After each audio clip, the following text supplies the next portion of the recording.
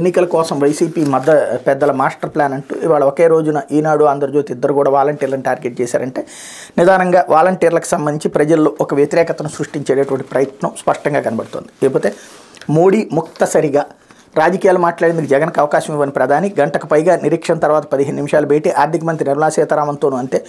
రాత్రి నుంచి అడుగుతున్న అపాయింట్మెంట్ ఇవ్వని అమిత్ షా నిరాశతో వెందిరిగిన సీఎం మీడియాతో మాట్లాడిన వైన పార్లమెంట్ వద్ద 4 గంటల్లోనూ పట్టించుకొని వైసీపీ ఎంపీలు దుబాయ్ వెళ్ళిపోయిన రాజ్యసభ సభ్యుడు వేమిరెడ్డి అంటూ రాసుకొచ్చారు. అసలు విశేషం ఏంటంటే ఆ ఫోటోలోనూ కనబడుతుంది వాళ్ళిద్దరూ కలుసుకోవడం ఎట్లా ఉందన్నటువంటిది. ఇంకోటి 1.5 సేపు భేటీ అని కొన్ని ఛానల్స్ రాసినాయి.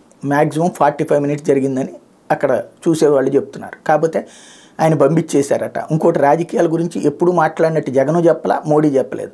వీళ్ళే రాజకీయాల గురించి అడుగుతుంటే మాట్లాడొద్దు నా ఎదురుగుండా అని చెప్పారట.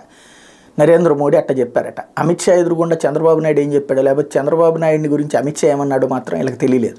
జగన్మోహన్ రెడ్డి గురించి ఏం మాట్లాడాడో నరేంద్ర మోడీ మాత్రం బాత్రూంలో కూర్చొని చూసినట్టే రాసుకొచ్చారు. వీళ్ళది జర్నలిజం అనేది ఎప్పుడో చచ్చిపోయినటువంటి పత్రికలో నిజాల గురించి ఆలోచించడం అనవసరం.